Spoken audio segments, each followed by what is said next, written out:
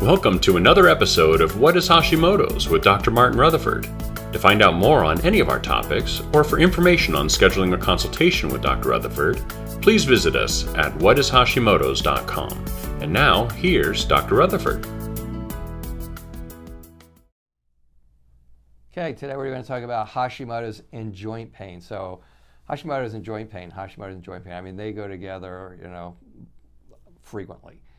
And so Hashimoto's, hopefully this is not the first time you're watching this, but if you are, Hashimoto's, immune attack on the thyroid, autoimmunity, immune inflammation on the thyroid. If you're not familiar with Hashimoto's and what it is, I mean, we must have a couple hundred hours on that on powerhealthtalk.com. And you can just look up Hashimoto's and we talk about the full breadth of Hashimoto's, which is quite expansive. So Hashimoto's is an autoimmune attack on your thyroid. When you get an autoimmune attack on your thyroid, lots of things happen because your thyroid controls every single metabolic process in your body, even though it's closely related to energy and metabolism. And it has a receptor site in every single, there's a receptor site in every single cell in the body for thyroid hormone to create energy. That energy, in turn, that it creates in your cells runs everything, okay? So if it's not running everything, a lot of things slow down, and you're gonna say, oh, here he goes again, he's just gonna tell me how everything's slowed down. So I'm gonna be a little bit more, it's gonna be a little different on this because Hashimoto's is it's a thyroid problem. Immune system is attacking the thyroid. There's a lot of inflammation involved. There's a lot of inflammation causing immune systems to flare up and then attack the thyroid. A lot of things happen when that happens. For example, when you get the thyroid attacked, one of the things that happens is you attack the thyroid and you damage tissue. Well, this tissue doesn't just disintegrate into thin air. This tissue goes into your system. And with that tissue going into your system, you get a lot of thyroid hormone going into your system because it's in that tissue. So you not only can get anxiety, and you can not only get jitters and panic attacks and stuff like that, but you can get pain because that is a highly inflammatory response. And it's kind of interesting because thyroid hormone in and of itself also is the thyroid hormone itself, T4 and T3, are steroids. And they dampen inflammatory responses. They dampen what's called oxidative responses. If oxidation is like wear and tear on your system. Inflammatory responses are everything that happens creates an inflammatory response. So your thyroid hormone works towards that. You start destroying that. That starts to become not a mechanism that's not happening real well. Now we go to joint pain. What causes joint pain? So joint pain is interesting because joint pain it can be something directly related to your joint that the Hashimoto's turns on. So, for example, there is now a significant component and significant understanding of the relationship between rheumatoid arthritis and Hashimoto's. They're both autoimmune conditions. You flare up Hashimoto's, that's going to flare up inflammatory responses.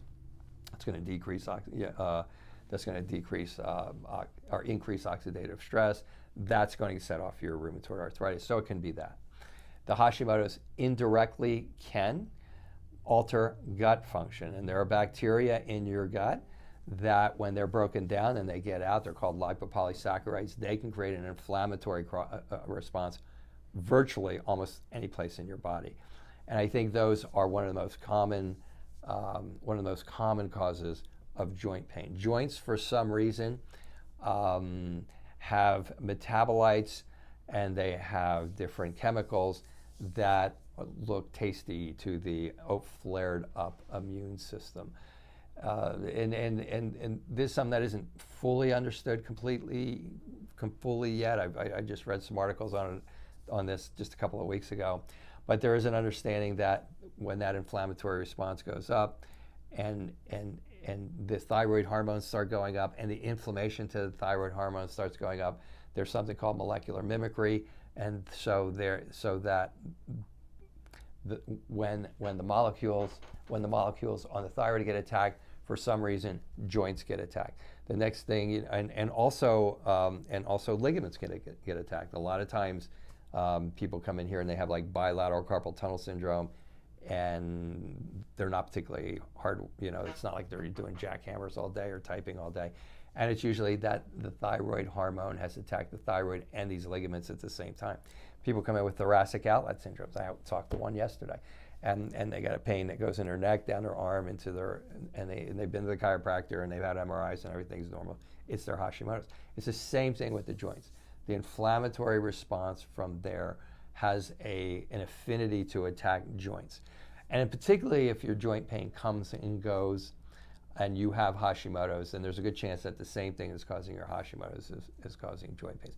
And I have a strong feeling that there's probably a connection that provides even more clarity than what I'm telling you, because these are things that I'm just reading over the last 2 to 3 weeks.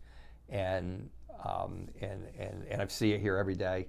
I see it here, if I don't see it here every day, I see it here every week. I see it here all the time. I mean, it is very much one of the most common symptoms that people come in with who have Hashimoto's. Hashimoto's is really, you have leaky gut, you have Hashimoto's, you're not on thyroid hormone replacement therapy, and you got a high TSH and you're not on thyroid hormone replacement therapy. It's hard to fix the leaky gut for those of you who are anti-hormone replacement therapy. And then you get that leaky gut, boom, you get all those bacteria that get out of there. You get the endotoxins, they're called. Those bacteria break down, their cell walls get out. It's Katie bar the door. You can get everything. But I think one of the most common things that mechanism causes is the joint pain itself, because I've seen it a ton of times. The good part is you get the inflammation down, you get the Hashimoto's down, and the large percentage of the time that joint pain is going to resolve. So that.